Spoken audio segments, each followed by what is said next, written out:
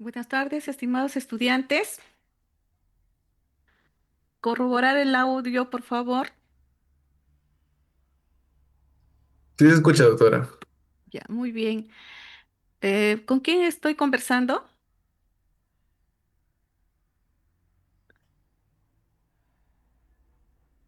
Soy Alexis Magallanes, doctora. Ya, Soy de... Alexis. Sí, doctora, dígame. Ya. Por favor, te voy a, a poner como, co para que me admitas a tus compañeros, ¿ya? Está bien, doctora. Ya. ¿Los emito todos a cualquier hora o hasta cierto momento? A todos, por favor. Está bien, ¿Ya? doctora, no hay problema, sí. Ya.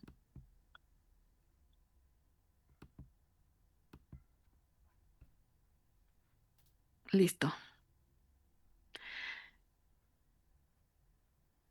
Ya vamos a dar inicio a la sesión de hoy día. Vamos a grabar también esto. Recording in progress. Bien. Buenas tardes, vamos a dar inicio al tema teórico de hoy día. El tema es analgesia del trabajo de parto y anestesia del parto quirúrgico o cesárea.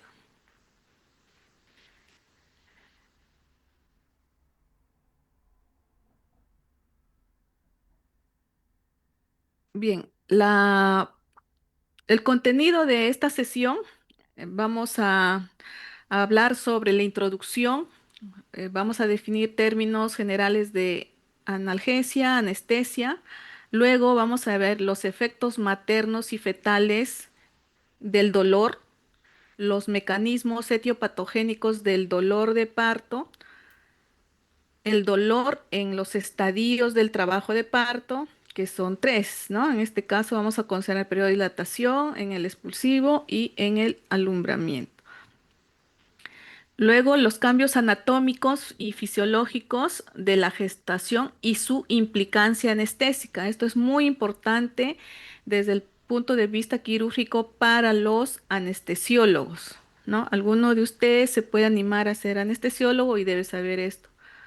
Y vamos a hablar sobre los métodos de analgesia y anestesia obstétrica, los métodos más comunes que se realizan en sala de operaciones. Entonces, miren, eh, ¿cómo se define a la analgesia?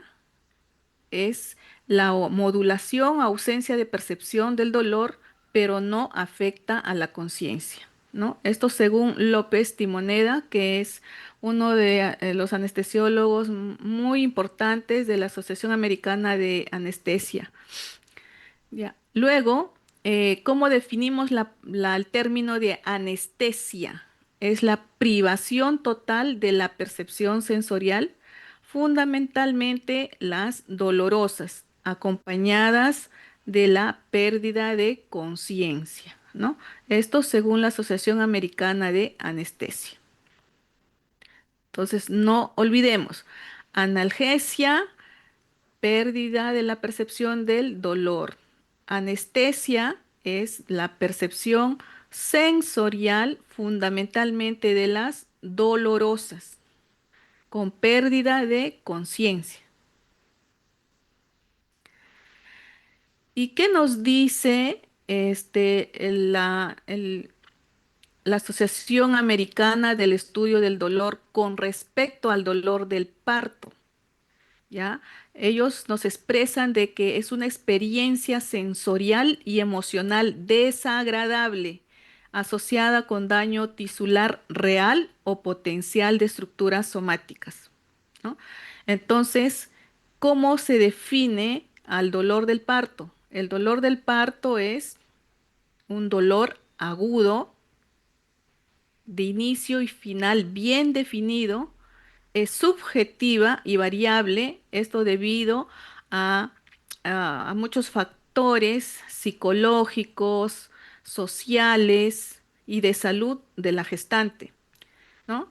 Es muy diferente tener una gestante con un embarazo deseado, por ejemplo, y alrededor de este embarazo hay una familia completa que está apoyando a la gestante, ¿no? En comparación a una adolescente que tal vez tiene un embarazo no deseado y apenas la mamá o algún familiar directo está con ella, ¿no? Entonces hay muchos factores que definen el dolor del parto.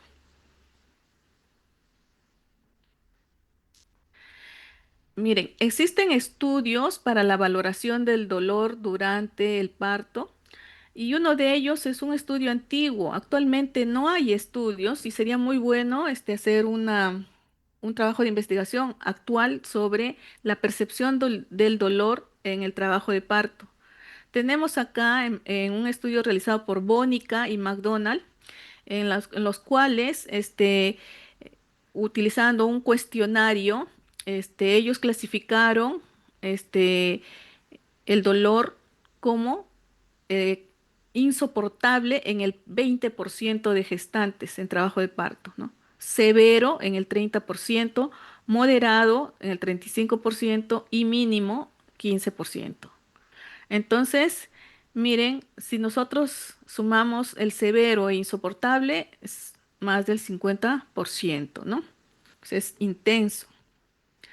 Y aquí tenemos un cuadro, un puntaje realizado por McGill y colaboradores a través de un cuestionario del dolor, en el cual se clasifica al dolor de acuerdo a si este dolor es crónico o es un dolor agudo y comparan las características de diferentes patologías con respecto al dolor durante el trabajo de parto, ¿no? Entonces, el puntaje va de 0 a 50, siendo 50 el máximo puntaje, es decir, un dolor intenso. Y miren, en la flecha roja vemos que las nulíparas sin preparación, o sea, sin haber recibido psicoprofilaxis, son las que van a presentar o van a referir el máximo dolor, aproximadamente 40 puntos, ¿no? Comparándose con una causalgia, si esta fuera crónica, o una amputación de un miembro. Es muy alto, ¿no? Y las nulíparas que recibieron preparación de psicoprofilaxis llegaban a un 30, comparándose con un dolor lumbar crónico, mientras que las multíparas con o sin preparación eh, presentaron un puntaje aproximadamente de 30, ¿no? Y se comparan pues al dolor crónico lumbar, también a al miembro fantasma, a una artritis, un dolor de muelas, ¿no? Este dolor. Eso con respecto a enfermedades crónicas, pero miren, con respecto a un dolor agudo, ¿no? Tanto nulíparas como multíparas, este, se compara a un dolor agudo de una amputación, ¿no? Mucho más que una fractura, mucho más que una quemadura. Entonces, imagínense, doctores, una paciente en trabajo de parto con el dolor intenso y tiene que respirar, tiene que caminar, tiene que nosotros soportarnos a nosotros porque vamos a estar en evaluación constante. Entonces, todo eso va a llevar a que esa gestante va a ingresar a un estrés, ¿no? Y eso lo debemos de nosotros de erradicar o disminuir ese estrés. Y por eso el objetivo de esta sesión, ¿qué podemos hacer para mejorar ese dolor y que sea llevadero el trabajo de parto, ¿no? Y ahora, ¿por qué es muy importante conocer cuáles son los efectos maternos y fetales del dolor en el trabajo de parto? Miren, con respecto a los efectos maternos, va a haber un aumento de la frecuencia cardíaca y de la presión arterial, ¿ya?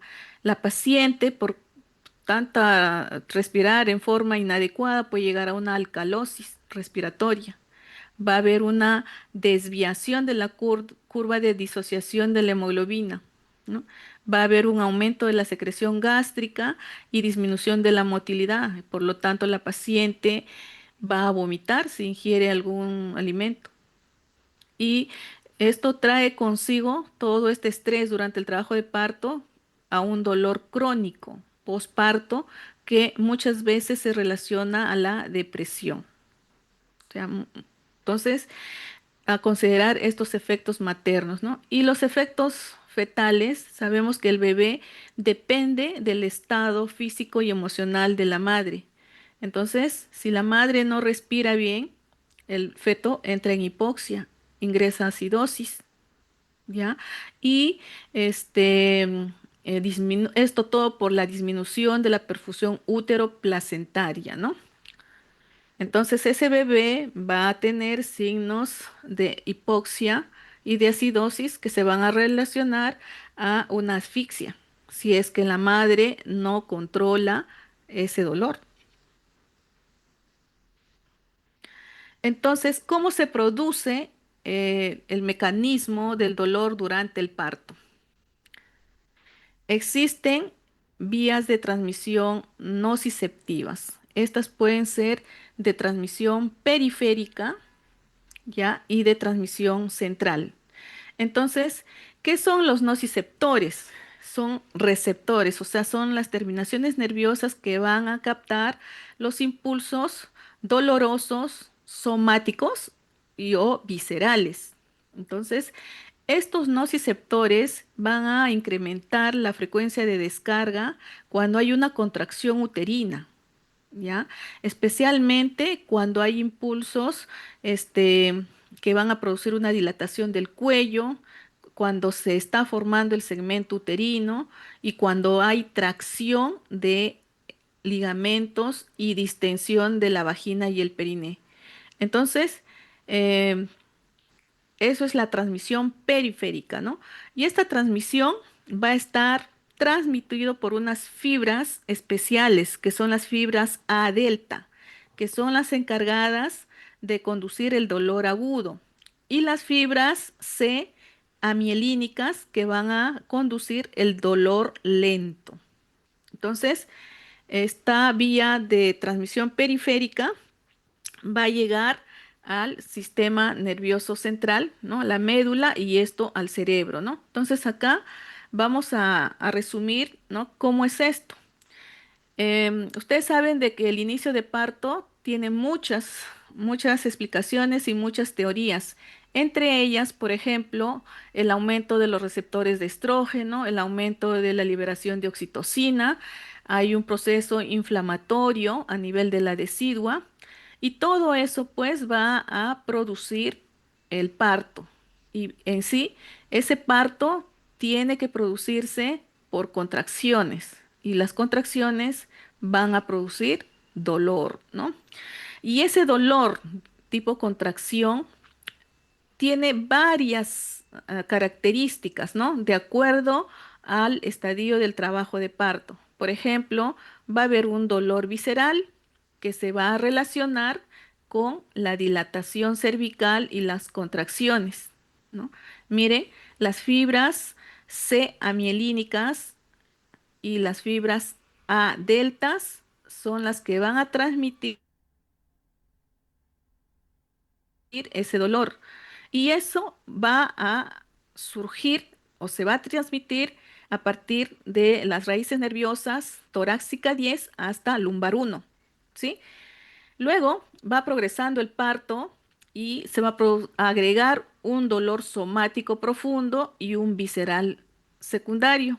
¿Y todo por qué? Porque va a haber compresión del plexo lumbosacro, distensión peritoneal de los órganos pélvicos, ¿no? Y todas, pues, se transmiten a través de las fibras C y A delta, pero de las raíces nerviosas de L2 hasta el sacro 1, hasta la S1. Y va avanzando el parto, se va agregando el dolor somático superficial y esto generalmente por la distensión del periné ya cuando estamos en etapa del expulsivo. Y siempre son transmitidas por las fibras C amielínicas y A delta, ¿no? De las raíces nerviosas, en este caso del sacro 2 al sacro 4. Esto es a nivel periférico y luego eso se dirige a nivel central, ¿no? Por el sistema nervioso central medular, ¿no? Tenemos el sistema lateral y el sistema medial ascendente. Ambos van a transmitir esos impulsos al tálamo, donde se va a producir una regulación de esos impulsos dolorosos, ¿no? Llega la corteza va a caracterizar el dolor, el origen, el lugar y la severidad, y luego van a ser retransmitidos, ¿ya? Hacia la periferia, ¿no? Em, y esto se va a convertir en un círculo vicioso, ¿no? O sea, mientras existe el estímulo. Entonces, eso es lo que pasa en un trabajo de parto donde las contracciones producen dolor. Y no nos olvidemos que las raíces que intervienen en el dolor durante el trabajo de parto va desde la raíz nerviosa D10, torácica 10, hasta la S4. Las lumbares, se relacionan con el estadio entre la dilatación y el expulsivo, dilatación 10 y expulsivo, ¿no? Y las sacras se van a relacionar exclusivamente a la fase de expulsivo y al puerperio, o sea, perdón, al alumbramiento.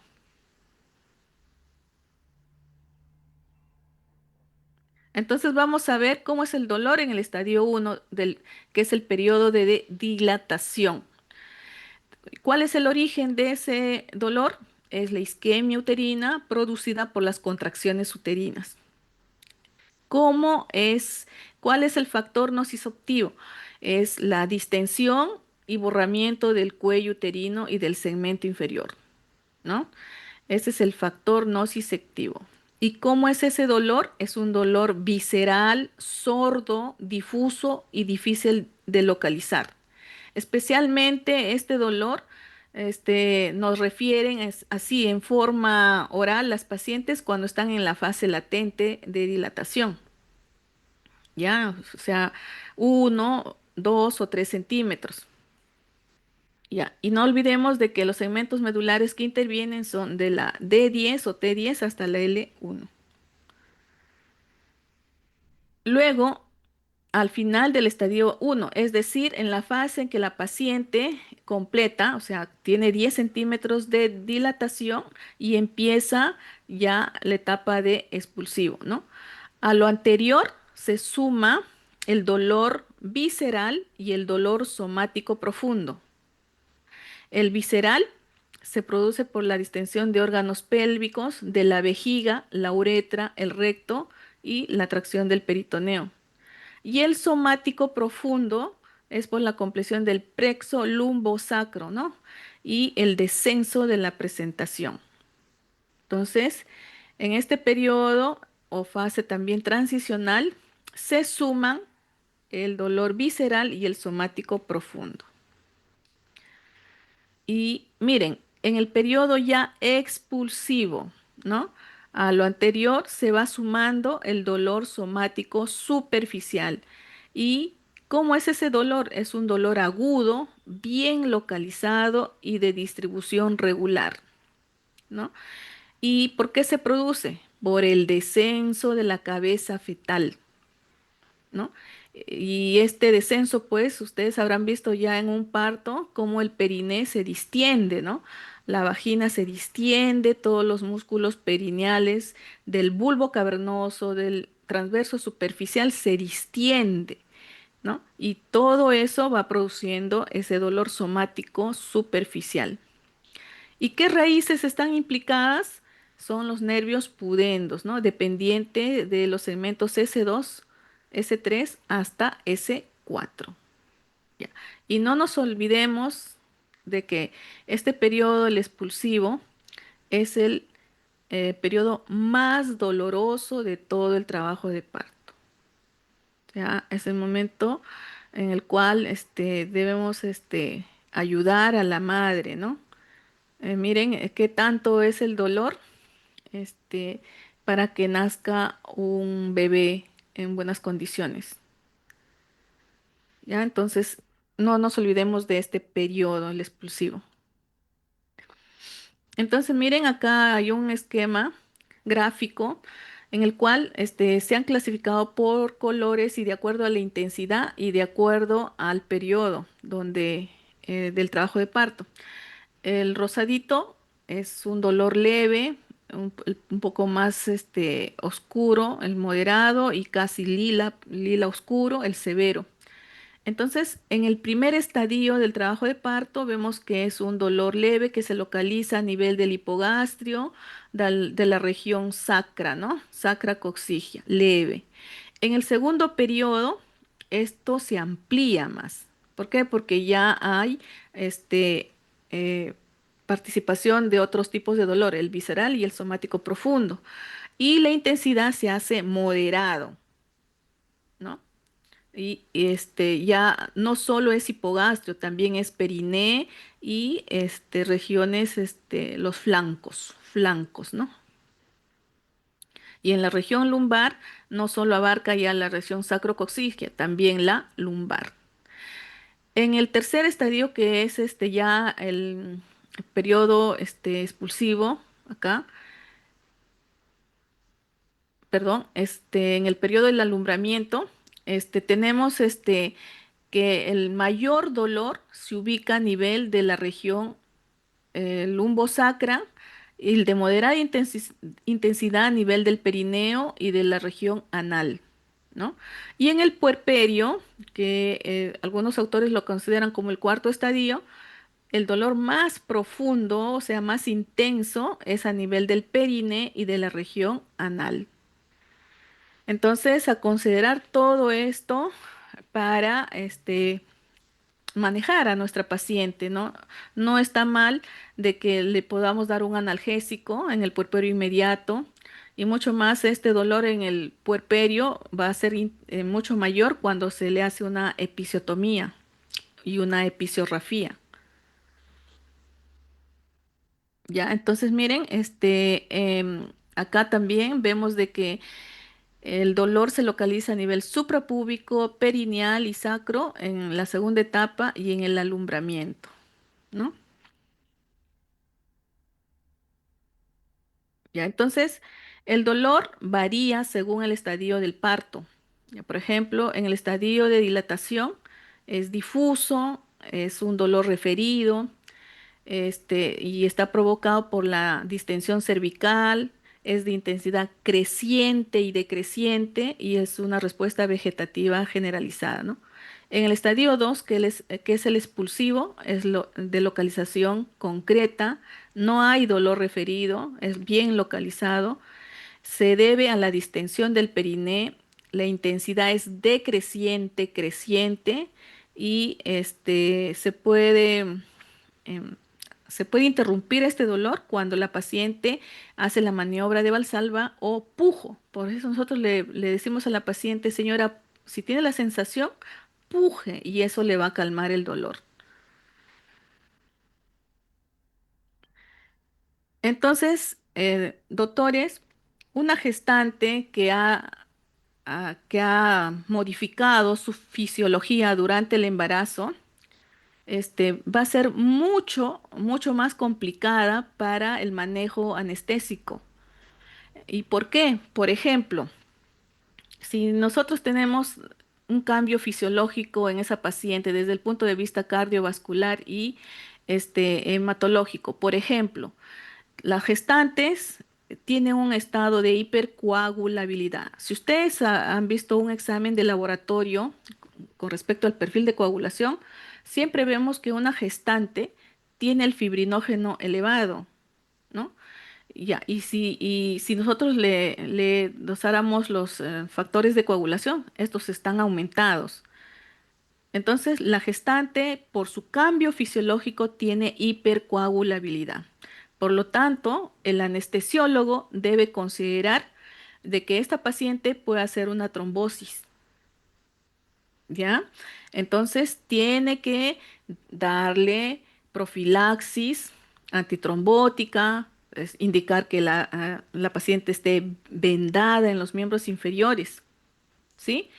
Entonces, es muy diferente a una mujer no gestante, ¿no? Generalmente a las no gestantes no nos dan este, profilaxis antitrombótica. Por ejemplo, también sabemos que esa gestante tiene una hemodilución, ¿no? Hay una anemia dilucional a partir del segundo trimestre de gestación.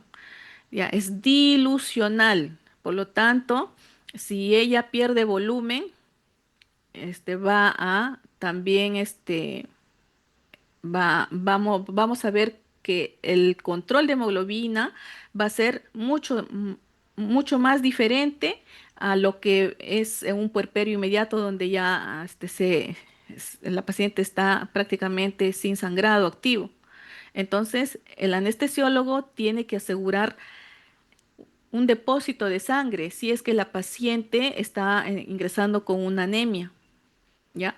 Otro, que sabemos que el útero grávido puede comprimir, ¿no? La cava y producir una hipotensión, ortostática.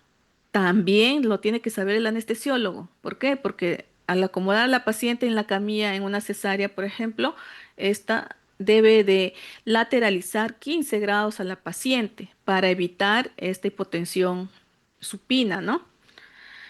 Entonces, miren, o sea, todos los cambios que normalmente se producen en una gestante, el anestesiólogo lo debe de conocer para este, eh, cambiar, tratar, prevenir complicaciones propias de una gestante, ¿no? Igual, se presenta en el sistema respiratorio. Por ejemplo, hay más vascularización de las mucosas, o sea, secreciones en las vías aéreas y cuerdas vocales. Entonces, ¿qué debe hacer? Él debe considerar si es que le da una anestesia general de que esta paciente pueda tener una hemorragia. Entonces, que hacer la intubación con suma delicadeza, ¿no?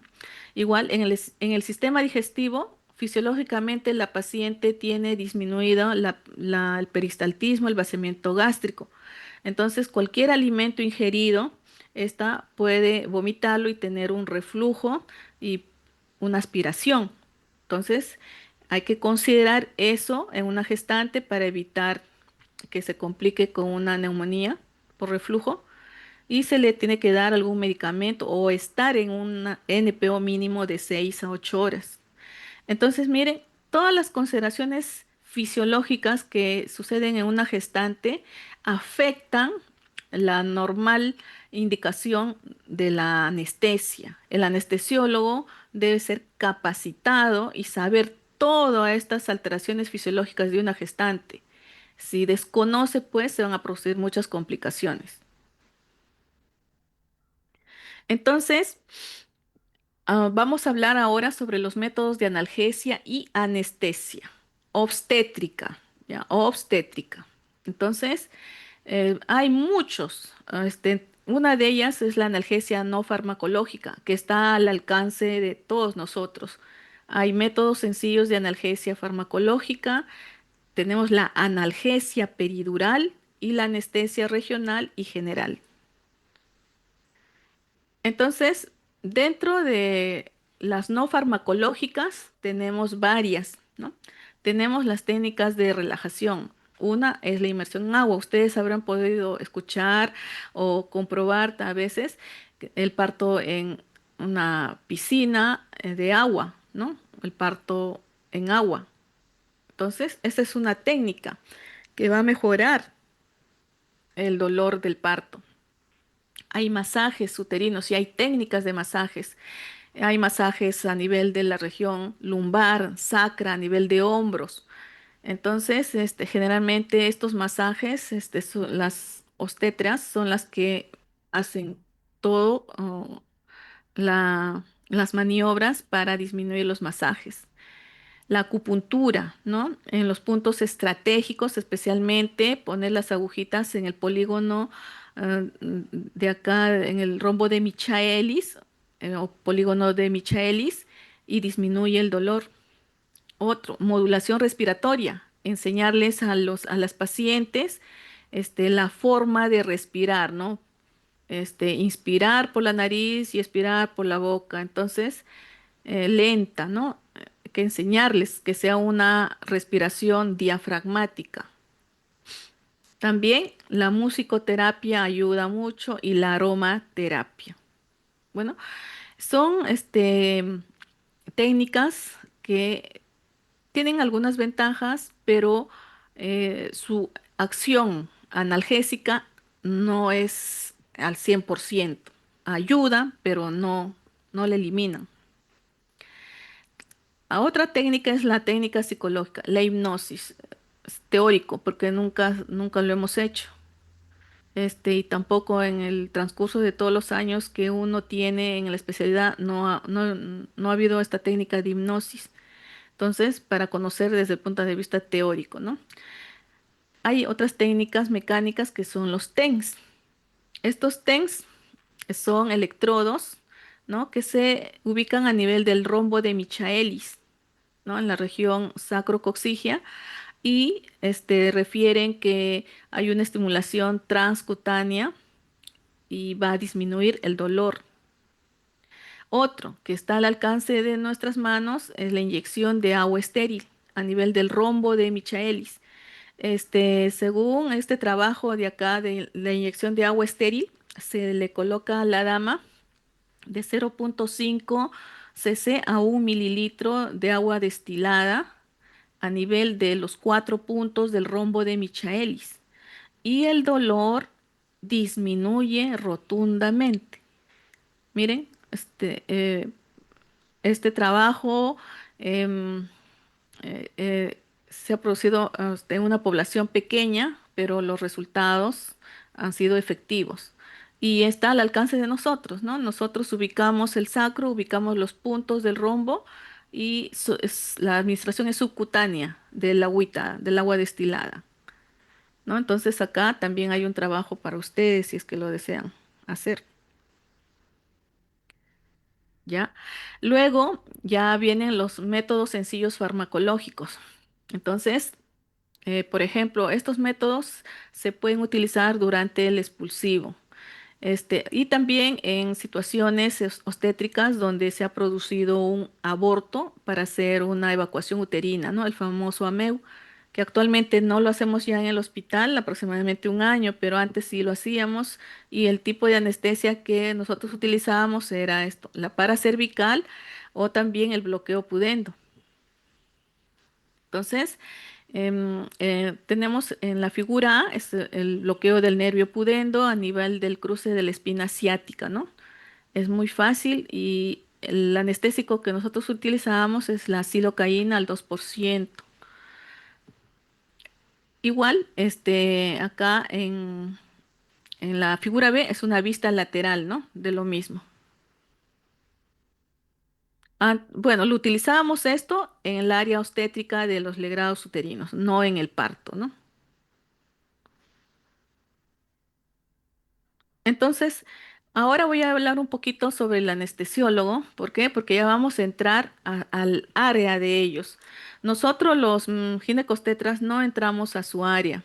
Coordinamos, sí, monitorizamos y trabajamos en forma conjunta con el anestesiólogo, pero el anestesiólogo es el encargado de dar tanto la analgesia intraparto como las anestesias regionales y generales. Entonces, el anestesiólogo, ¿qué debe saber? El anestesiólogo, antes de dar la anestesia o la analgesia, tiene un paso muy importante que ellos le denominan la preanestesia. ¿Ya? Entonces, sus principios de los anestesiólogos son los siguientes, que toda gestante debe ser evaluada antes de cualquier procedimiento anestésico. Ellos también deben hacerle un examen físico en el área donde van a colocar la anestesia. Por ejemplo, si es una anestesia regional, el área lumbar, ¿no? Para determinar si es una columna adecuada o tiene alguna malformación en la columna. Y si es, por ejemplo, una general, probablemente le examinen la región del cuello, ¿no? Del cuello, glotis, epiglotis, maxilar, para ver si es un cuello corto o no. Entonces, también ellos deben de examinar, ¿ya? Luego, ver que o conocer de que esa embarazada tiene un factor de riesgo para aspiración de su contenido gástrico, por lo antes expuesto, ¿no? Por el cambio fisiológico que tiene la gestante. y debe tener las medidas preventivas. ¿Y cuál es esa medida preventiva? El ayuno prequirúrgico, ¿ya? Entonces, eso es. Ahora, no existe ninguna contraindicación para los fármacos ansiolíticos utilizados habitualmente en la historia clínica. Entonces, esto es muy importante porque algunos anestesiólogos, colegas, refieren no darle nada, un ansiolítico, por ejemplo, un alprazolam, un clonazepam, etcétera, porque refieren que el bebé también se va a dormir, ¿no? Entonces, es por eso que no le administran a la gestante. Pero, ¿qué dice? Mire, Feito Sancho, en el trabajo que hicieron en el año 2021, que no existe ninguna contraindicación, ¿no? Pero esto es función del anestesiólogo. Personalmente y mis colegas ginecólogos no indicamos antidepresivos ni ansiolíticos en el preoperatorio de una paciente obstétrica. En el segundo acto en sí, ya para la anestesia, el acto anestésico en sí, este, debe saber de que esa paciente que va a estar en decúbito dorsal obligado durante la cirugía puede tener un síndrome de compresión aortocava, ¿no? Por lo tanto, debe de lateralizar a esta paciente al lado izquierdo a 15 grados para evitar esto. La paciente debe estar bien monitorizada durante el acto anestésico y la elección del fármaco, de las dosis, de la técnica es exclusividad del anestesiólogo. Ellos deciden, ¿ya? Y no nos olvidemos de que si esta paciente ingresara a una ventilación mecánica, que ella por sí, por ser gestante, tiene una alcalosis respiratoria, ¿no? Y de acuerdo a esto, recién ellos programar, ¿no? Cuánto de oxígeno reciben, la presión de oxígeno, etcétera. Una vez producido ya el acto quirúrgico y la anestesia, la paciente tiene que ingresar a la unidad de recuperación. También ahí esta paciente debe ser monitorizada hasta que recupere los reflejos, ¿no? En caso de ser regional, movilización de los miembros inferiores y en caso de ser una anestesia general, tiene que recuperar la conciencia. Recién, una vez recuperada estos, se le puede dar de alta a su habitación, ¿no? Para continuar los cuidados posoperatorios. Entonces, vamos a hablar sobre las técnicas, ¿no? Ustedes habrán escuchado en las salas de parto que en mi hospital, pero probablemente los que están rotando, que las damas gritan. Están gritando, están en fase activa y gritan, lloran.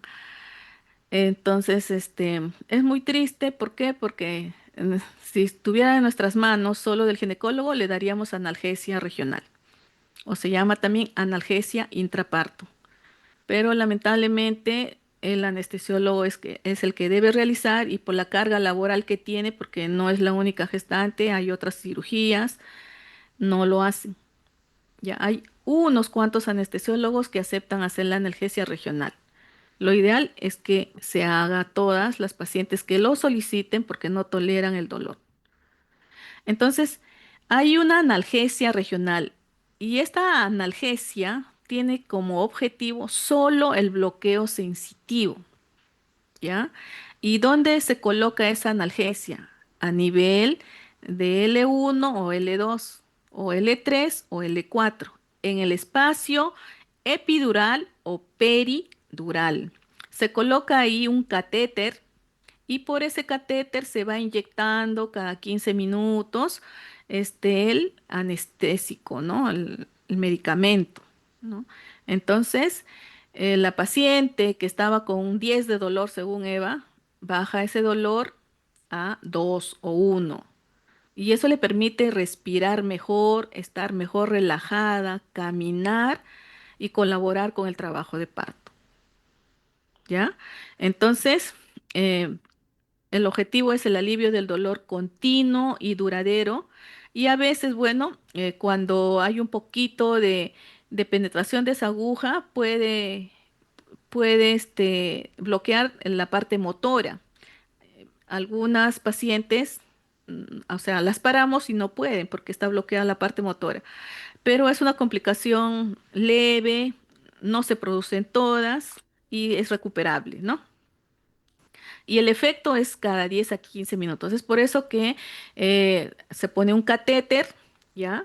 Que está en la espalda y por ahí se tiene que inyectar el anestésico o la medicación, pero eso lo hace el anestesiólogo, ¿no? Las dosis, la frecuencia y siempre monitorizada esa paciente con un cardiotocógrafo. Nosotros, por nuestra parte, los ginecólogos, estamos obligados a indicar la aplicación de infusión de oxitocina, ¿ya? ¿Y por qué? Me dirán por qué. La analgesia regional, así como se pierde la sensibilidad al dolor, eh, también se puede perder esa sensación de, por ejemplo, contracciones frecuentes. La paciente dice, ya no me duele, eh, y a veces las contracciones se alejan. Entonces, siempre que nosotros indiquemos una analgesia regional o intraparto peridural, tenemos que indicarles la infusión de oxitocina, siempre. Y también, cuando ya llega el periodo de expulsivo, la paciente no va a tener la sensación de pujo.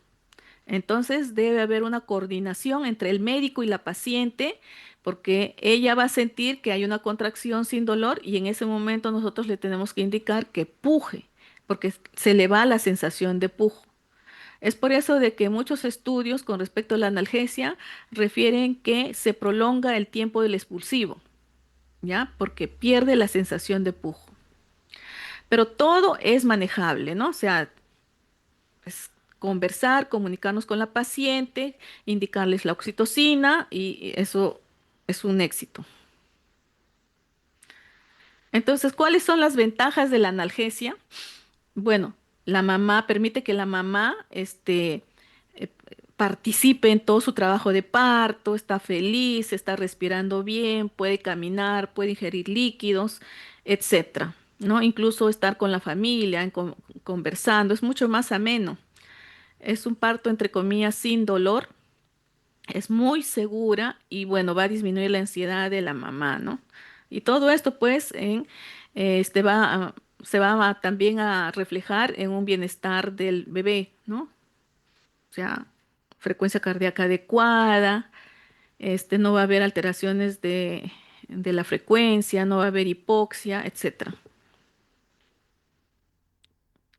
Entonces, miren, esta analgesia peridural, llamado también analgesia intraparto, se puede colocar uno cuando la mamá tiene mucho dolor, pero también hay cosas patológicas que pueden usarse. Miren, las distocias dinámicas, por ejemplo, cuando hay hipotonía o hipodinamia, ¿no? Se pone la analgesia y como hemos dicho, es obligatorio que a toda paciente que recibe analgesia peridural se le ponga oxitocina, ¿no?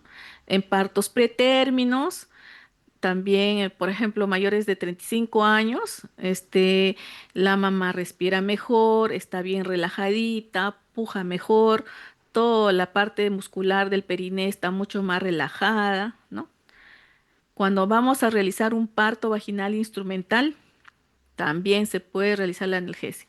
Cuando hay gestaciones gemelares, por ejemplo, en multíparas, cuando los fetos son en peso promedio, cuando están encefálica ambos, o encefálica uno, podálica otro, podemos darle la probabilidad. ¿Por qué? Porque la madre va a estar bien relajadita. Y también se puede indicar cuando va a haber un parto vaginal en podálica. Entonces, aparte del dolor, también tiene estas indicaciones la analgesia peridural. Ya, y también miren, hay indicaciones médicas. Por ejemplo, si una paciente está con preeclampsia sin criterios de severidad y queremos manejar el control de la presión, este, esta paciente no debe estar ansiosa, debe respirar bien y se le puede iniciar analgesia peridural, ¿no? Cuando hay alguna afección cardíaca, pero leve, ya estadio 1 o 2, En el estadio, o sea, cuadros severos, todas van a cesárea. Esto, por ejemplo, la analgesia peridural se pone en el parto, ¿no? Cuando es un parto vaginal. Pacientes con asma, ¿no? También el dolor les produce accesos de o crisis asmática, entonces para evitar eso se le puede indicar la analgesia peridural. Enfermedades neurológicas crónicas, por ejemplo, pacientes con miastenia gravis, también se les puede poner una analgesia peridural. Cuando hay epilepsia, también, ¿ya? Y cuando hay contraindicaciones para una anestesia general, ¿no? Lo, una gran ventaja de esta analgesia peridural o intraparto es que si nuestro parto pudiera culminar en una cesárea, solo se utiliza ese catéter, se incrementa la dosis de medicación y se hace una cesárea. O sea, es inmediata, o sea, acá ya no se pierde el tiempo, ¿no? Eso es la gran ventaja de la analgesia peridural. Pero ¿en quiénes está contraindicado? Contraindicaciones absolutas. Pacientes hemodinámicamente inestables, por ejemplo, pacientes chocadas, ¿no? Un DPP severo con sufrimiento fetal agudo. Pacientes con hemorragia grave, en shock, ¿no? Nosotros no podemos indicarles analgesia. Aumento de la presión intracraneal, por ejemplo, tumores, ¿no? Vienen convulsionando con un tumor en pacientes con eclampsia, cardiopatías graves, no podemos indicar esto. Infección local en el lugar de la punción. Si hay una celulitis, una infección, una cirugía, no se puede poner la analgesia peridural. Cuando hay trastornos de coagulación, para evitar hematomas en el canal medular, ¿no? Pacientes con plaquetopenia, menos de 50.000, no podemos usar esto. Alergia a opioides o anestésicos locales, ¿no? Generalmente acá utilizan la lidocaína y la bupivacaína. Si son alérgicos no podemos utilizar, ¿no? Y bueno, si la paciente tiene un bebé con sufrimiento fetal, o sea, su cardiotografía está alterado, ya, o sea, tenemos que terminar sí o sí. En cesárea no le podemos estar indicando la peridural, ¿no? O sea, de frente va a la cesárea y una anestesia regional.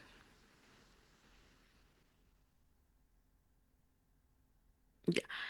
Entonces, ¿qué debemos hacer tanto el anestesiólogo como el personal de ginecostetricia? Lo más importante, el monitoreo de la presión arterial y de la frecuencia cardíaca materna. El efecto secundario grave, se podría decir, de este tipo de analgesia es producir hipotensión, ¿ya? Entonces, tenemos que hidratarla y registrar la presión arterial y el pulso materno. Dos, tenemos que monitorizar la contracción uterina y la frecuencia cardíaca fetal. Es por eso que estas pacientes deben estar con un cardiotocógrafo durante todo el trabajo de parto, ¿no? Otro, el anestesiólogo tiene que evaluar el bloqueo sensitivo, ¿ya? Y si hubiera el bloqueo motor. ¿Por qué? Porque hay algunas analgesias, señores, que no solo afectan la región lumbar y miembros inferiores, también afectan la parte torácica. El anestésico volátil es una sustancia volátil, asciende y puede bloquear las raíces nerviosas torácicas que tienen que ver con la respiración. Entonces, el anestesiólogo es el encargado de evaluar esa extensión del bloqueo sensitivo y si hay del bloqueo motor, ¿no? Y por nuestra parte, nosotros a la mamá y al feto. Ya. Entonces, este tipo de analgesia o analgesia intraparto debe ser firmado previamente por la paciente, porque es un procedimiento anestésico. ¿Ya? Y si bien es cierto, hay complicaciones que son raras, pero se pueden producir, ¿no? Para eso está el consentimiento informado para informarle. Uno es propios del fármaco, ser alérgica a un anestésico, ya tenemos que tener mucho cuidado, ¿no? Y complicaciones del procedimiento, puede ser el prurito en el lugar de la incisión de la aguja. Hemos dicho que produce hipotensión, puede producir somnolencia, temblores. Tampoco se puede realizar a veces la técnica cuando hay, por ejemplo, una dama obesa. A veces sufren los anestesiólogos al poner el epidural, ¿no? Fiebre, infección local, ¿no? Hematomas epidurales. Ya. Lo más frecuente es cefalea, ¿ya? Y esta cefalea puede tener larga duración. Puede haber lesión nerviosa, no está exento de introducir más profundo la aguja, ¿no? Bueno, siempre se usa oxitocina, ¿ya? Para tener la dinámica uterina adecuada. Aumento de los tiempos de las fases del parto, ya hemos dicho, ¿no? Tanto del expulsivo como de la fase más que todo del expulsivo. Otro, disminución de la voluntad materna para el pujo. Ya ahí sí tenemos que coordinar con la madre para que puje, ¿no? Porque ella ya no siente la sensación de pujo. Algunas veces empiezan los bebés a tener sufrimiento fetal por la hipotensión, ¿no? Bradicardia o taquicardia. Por eso deben estar monitorizados. Y bueno, y a veces como no hay sensación del pujo y la madre no nos hace caso a las indicaciones, a veces se incrementa la instrumentación del parto, ¿no? Usar una ventosa o también las valvas de Sims, ¿no?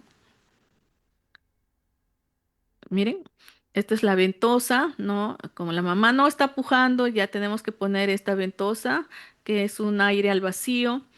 Se coloca en el parietal y se extrae, ¿no? Al momento del pujo y la contracción extraemos. Y estas son las valvas de Sims para un parto instrumentado que se ponen a los lados, a los laterales, a nivel de los parietales del bebé y tenemos que ayudarlos a la extracción del feto, ¿no? Em, por fines académicos se les explica a ustedes. Actualmente ya no vemos que ningún ginecostetra hace el parto instrumental con valvas metálicas. Sí vemos todavía con el vacuum extractor, la ventosa. Antes sí hacían, era muy frecuente, nuestros maestros lo hacían, ¿no? Pero por los problemas médico-legales ya se está dejando de hacer. Ya, entonces terminamos sobre la analgesia. Entonces, mujer que está gritando en pleno trabajo de parto, está en dilatación 4, no está colaborando, le ofrecemos eso, la analgesia peridural o analgesia intraparto, ¿no? Ahora sí, nuestra paciente no va a tener un parto vaginal, es otro caso. Esta paciente tiene que terminar en cesárea. Entonces, se utiliza de elección una anestesia regional, ¿no? La anestesia regional puede ser epidural y una anestesia raquídea. La epidural es la misma, son los mismos parámetros, los mismos lugares que una analgesia. Por eso les decía, una analgesia epidural o una analgesia intraparto, si esa paciente se convierte en una cesárea, por ahí mismo ingresa el anestésico. Y todo lo que hemos hablado es lo mismo, ¿sí? La gran diferencia es que en la anestesia sí tiene que perder la sensación motora, ¿no? Ya en la analgesia solo la sensitiva y en la anestesia epidural la sensitiva y la motora. Ya. ¿Y cuál es la diferencia entre la epidural y la raquidia? Bueno, es el lugar, ¿no? Este, la epidural está sobre esa membrana que es la dura madre, ¿no? Y la raquidia está entre ese espacio y la médula, ¿no? En la cola caudal, ¿no? Las grandes ventajas. La más utilizada en mi hospital es la raquidia porque es una anestesia rápida, rapidísimo, en menos de 3 minutos lo hacen los anestesiólogos, ¿ya? Es de buena calidad y fácil de realizar. En una paciente que tiene que terminar el embarazo por cesárea y es una emergencia, urgencia, se hace la raquidia.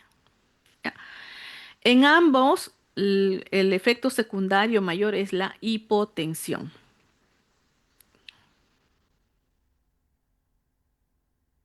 ¿Ya? ¿Y qué medicamentos puede usar el anestesiólogo? Miren, Para la anestesia peridural usan la bupivacaína, la lidocaína o el fentanilo, a las dosis que ellos indican, de acuerdo al peso materno. Y en la anestesia raquídea, los anestésicos más usados son la lidocaína y la bupivacaína. También se puede utilizar el fentanilo y el sufentanilo. Bueno, ellos lo eligen, ¿no? Nosotros no elegimos esto. ¿Qué complicaciones puede haber? Ya la anestesia epidural es una raquia masiva que, como es volátil, puede irse hasta los, la región torácica, que inerva los músculos respiratorios e intercostales, y la región cervical también. Entonces se puede producir un paro respiratorio, ¿ya? Propios de la medicación, que son la toxicidad por los anestésicos locales, por ejemplo, tremores, agitación, convulsiones, ¿no? Hipotensión, que es lo más frecuente, la cefalea, pueden haber hematomas y abscesos epidurales. Y en la raquidia, miren, hay punción, parestesias, náuseas, vómitos, también puede haber retención urinaria, lumbalgias, cefalea, algunas complicaciones neurológicas y cardiovasculares, especialmente la hipotensión, ¿ya? Y un síndrome neurológico transitorio que es un dolor glúteo que se irradia a los miembros inferiores, ¿no? Estas complicaciones neurológicas son las más graves, pero las menos frecuentes, ¿ya? Por ejemplo, daño penetrante, si se ubican mal en los espacios L1, L2, L3 o L4, están más arriba, pueden dañar la médula, ¿no? Si dañan la médula, hay una parálisis, ¿no? Puede haber hematomas en el canal vertebral, abscesos, si es que no se tiene una buena asepsia o antisepsia. Puede haber una meningitis, miren, o una aracnoiditis, pero son raros, poco frecuentes. Listo, terminamos la anestesia regional para una cesárea. Ahora, hay otro tipo de anestesia que es la general. Doctores, la anestesia general solo se indica en causas de superemergencia, donde la paciente está hemodinámicamente inestable y corre en riesgo de muerte la madre y el bebé, ¿ya? ¿Y por qué? Porque es la anestesia más rápida que existe para este tipo de pacientes. Y entonces, miren, las indicaciones son la emergencia obstétrica, ¿no? En la que existe compromiso materno y o fetal grave. Por ejemplo, una paciente que está convulsionando, ya y tenemos que terminar el embarazo. Otra paciente con shock hemorrágico por un DPP general. Paciente con una cardiopatía 3, 4, una hipertensión pulmonar general. O sea, son indicaciones en la que la vida de la madre y del feto corre en riesgo de muerte. Y entonces otro, cuando hay una infección en la zona de punción, así es, si tiene la región lumbar con una celulitis o un herpes infectado, no le vamos a poder hacer, ¿no? Tenemos que utilizar la anestesia general. Cuando hay hipovolemia materna severa en los shock, ¿sí? Cuando hay una sepsis materna, ¿no? Un shock séptico. Cuando hay alteraciones no corregidas de la coagulación. Por ejemplo, una preeclampsia con criterios de severidad, cuyas plaquetas están bajas, están en 20.000, hay fibrinógeno bajo. No le vamos a poner una regional, tenemos que indicarle una anestesia general. Cuando hay cardiopatía materna grave, ¿no? Ya hemos dicho tipo 3, tipo 4, ¿no? Otro, fallo o imposibilidad de realizar una anestesia regional. Generalmente estos fallos es por el peso. O sea, las damas obesas a veces tienen todo, la grasita ahí que no llega a la aguja, la epidural o la raquidia, no llega, es mucho más grande la aguja que se tiene que utilizar, entonces es imposible, se hace en la general, ¿no? y algunas veces deseo de la paciente. Esto no es absoluto, porque a veces la paciente no debe elegir su anestesia porque ella desconoce en qué consiste, ¿no? Pero, por ejemplo, hay pacientes que ya han sido intervenidas por una anestesia raquídea y les ha ido muy mal. Incluso a veces han sentido hasta el dolor desde el inicio hasta el final de la cesárea. Y ellas desean, no, ya tienen esa experiencia mala y solicitan. Pero esto no es absoluto. Ya se le tiene que hablar de que solo la general es para casos graves, ¿no? Ya. Las ventajas de la general, ¿por qué? Porque es rápido, bajo índice de fallas. El acceso anestésico y quirúrgico es para todas las partes del cuerpo. Por ejemplo, si se tiene que revisar el hígado en una ruptura hepática por preeclampsia severa, lo tenemos que hacer. Llamamos al cirujano, aperturan más la incisión y tienen que revisar hígado, ¿no? Entonces, o sea, nos permite que sea la paciente evaluada por diferentes especialidades. Por ejemplo, hubo lesión intestinal. Ya, abren, revisan y hacen todo lo que tienen que hacer. Otro es aislamiento, protección y control de la función respiratoria. Los encargados son los anestesiólogos de esto. Nosotros solo nos dedicamos a la cirugía. El anestesiólogo es el encargado de esto, ¿no? Ven sus monitores, cómo está saturando, cómo está la presión de oxígeno, de CO2, ¿ya? Ellos pueden hacer cualquier tipo de procedimientos para mejorar la función cardiovascular, ¿no? Hay el catéter venoso central, etcétera, etcétera. Y si tuviera convulsiones, la paciente, el manejo es mucho más rápido porque está con una vía o doble vía, a veces le ponen con un catéter venoso central y es mucho mejor el manejo o una paciente chocada. Entonces, el acceso es mucho más grande, ¿no? El catéter venoso central, dos vías, o sea, es un grupo que actúa ahí. Ellos se dedican de la parte hemodinámica de la paciente y nosotros de la cirugía. También tiene desventajas. Uno, que hay falla en la intubación traqueal. Generalmente esto es pues porque hay médicos que están aprendiendo y pueden fallar. La mayoría es por eso, inexperiencia. Y la otra es porque no tiene las condiciones anatómicas, es un cuello corto. Generalmente de eso se quejan muchos de los anestesiólogos cuando examinan a la paciente. Otro, riesgo de aspiración de contenido gástrico, ¿no? Y producir una neumonitis o una neumonía por aspiración. Algunos dicen que la paciente puede recordar en los primeros minutos, su cirugía. Otro que va en contra de nosotros es la relajación uterina. O sea, esta paciente que entra con una anestesia general va a hacer atonía. Se agrega un factor más para la atonía uterina.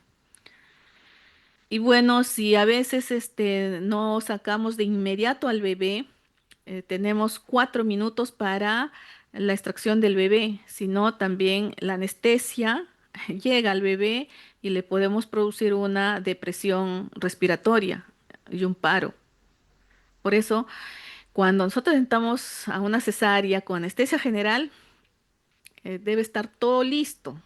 Y el anestesiólogo nos dice, inicie y hacemos la incisión y en menos de un minuto tenemos que sacar al bebé. ¿Ya? Si nos demoramos por X motivos, ya saben todas las consecuencias que pueda traer ese bebé, ¿no? Bueno, y como todo fármaco, hay reacciones anormales a las drogas, ¿no? Y uno muy importante, que el retraso de la relación bebé-mamá se prolonga. No es inmediato, ¿no? La anestesia general demora, la paciente va a recuperación hasta adquirir su estado de conciencia, demora. Entonces, el bebé no lo podemos entregar de inmediato. Entonces, esa relación de piel a piel, contacto piel, bebé y mamá, no se realiza de inmediato. Y bueno, y es un factor, ¿no? Que ya está estudiado actualmente para la sociabilización personal, ¿no? del bebé en el futuro. Entonces, hay muchas complicaciones, ¿no? Falla, aspiración pulmonar, hipoxia, reacciones anormales a drogas, hasta muerte materna, depresión del neonato, depresión neonatal causada por sufrimiento fetal, hipoxia, acidosis fetal y puede haber hasta muerte fetal si uno se demora, ¿no? Entonces, esto es el gran mensaje, doctores. La anestesia general para la operación cesárea debe ser un procedimiento de excepción. Su elección ha de ser cautelosamente estudiada y reservada a los casos en que sea estrictamente necesaria. Entonces, eso es el mensaje que nosotros queremos que ustedes se lleven en esta exposición. Dos, el otro mensaje es que hay técnicas para disminuir el dolor, ¿no? El de evidencia es la analgesia intraparto o analgesia del parto, analgesia peridural. Debemos de ofrecerlo. Objetivo de todos los ginecos y anestesiólogos de que haya un proyecto para que se haga de rutina o que las madres que lo soliciten tengan acceso a este procedimiento por todas las ventajas ya descritas. Tercero, que el anestesiólogo y el ginecólogo deben saber de que los cambios fisiológicos de una gestante, determinan un cambio de indicaciones por parte del anestesiólogo, desde la medicación, la posición, la dosis. El anestesiólogo debe de prever las complicaciones. Y como cuarto mensaje que quiero que se lleven es que si bien es cierto, hay mecanismos no farmacológicos para mejorar ese dolor, lo podemos poner, nada nos cuesta darle una buena orientación, agarrar la mano de la paciente, enseñarles a respirar. Nada nos cuesta poner una música, ¿no? Que la relaje. ¿Sí? Son cosas que debemos de hacer, como humanos y como médicos. Y como último mensaje es que el, el- el- el manejo de esta paciente, tanto en la analgesia y la anestesia o la anestesia en cesáreas o anestesia general, es multidisciplinario. No podemos trabajar solos. Es el equipo de anestesiólogos, ginecólogos, neonatólogos y todo el equipo de enfermería. Es un trabajo en equipo. Muy bien, hemos terminado la exposición. ¿Alguna pregunta?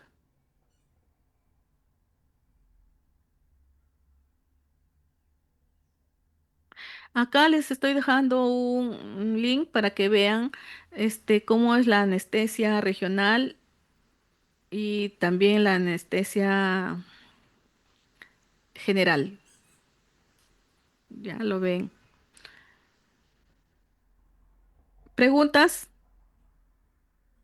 Muchas gracias, doctora. Todo claro. Muchísimas gracias. Ya, entonces, a ver, yo les voy a hacer un caso clínico. Ya ahorita. A ver, todos atentos al caso clínico. A ver, paciente gestante de 35 semanas ingresa al tópico de emergencia de obstetricia. Ingresa porque refiere a tener vómitos, vómitos en 4 oportunidades, cefalea intensa. La paciente solo tiene 2 controles prenatales. Tiene como antecedente de que en el año 2021 tuvo una cesárea de emergencia a las 29 semanas por preeclampsia severa. Ya. A ver, ¿en qué sospechan? Ahí nada más con la anamnesis. A ver, voluntarios,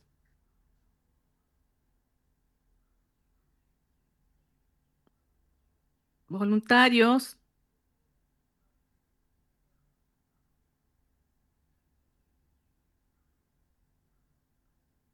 Solo con la anamnesis, ¿ah?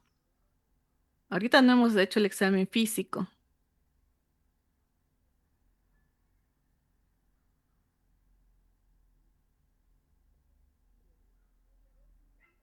Doctora, ¿se me puede escuchar? Discúlpeme. Recording stopped. Sí, te escucho. Muchas gracias, doctora. No me deja prender el micrófono. Ok. Por el antecedente y tal cual, la sospecha principal sería de preeclampsia, ¿no? Con criterios de severidad.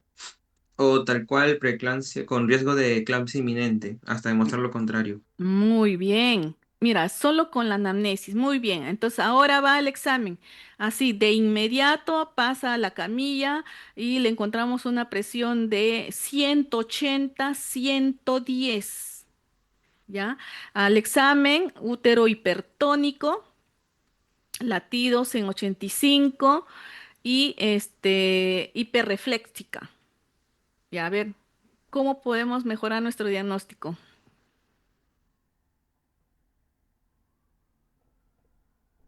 Perdón, doctora, ¿puede repetir los latidos? No lo escuché bien.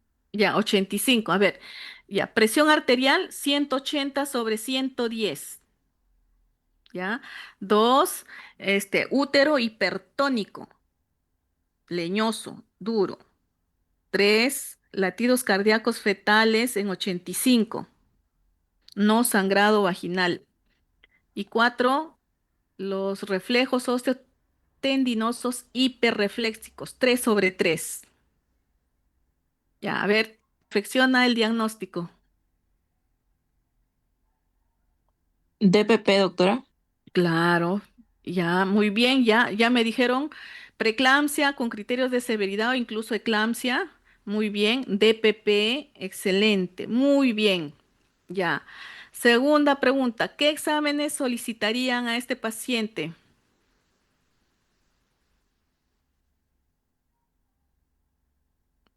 A ver, ¿quién me dice?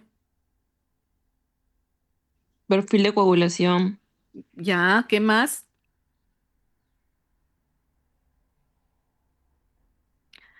De hecho, que esa paciente está mal, es una preeclampsia con criterios de severidad, un probable DPP, un sufrimiento fetal, está con 85. Tenemos que entrar a sala de operaciones.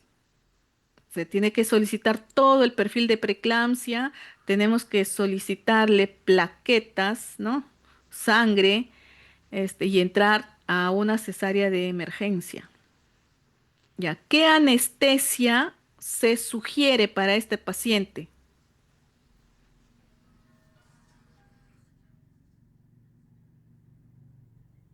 A ver, una general. Anestesia general. Usted mencionó que era en casos graves, urgentes. Eso, muy bien. Con tu respuesta, y si han ustedes pensado en esta respuesta, me voy contenta. Ya, entonces, eso es un caso grave. Hemos tenido el miércoles, ayer, una paciente así que ha ingresado. Hemos pedido todo el perfil de preeclampsia. Hemos pedido sangre y han entrado volando a sala. Eso era un DPP, ¿no? Y bueno, la paciente está en UCI. Ya, la anestesia elegida fue una anestesia general. Muy bien. Muy bien. Si eso ha sido su respuesta, me voy contenta. Entonces, hemos terminado la sesión. A ver, preguntas o dudas. Es el momento. Tengo acá la asistencia en la pantalla. Chat.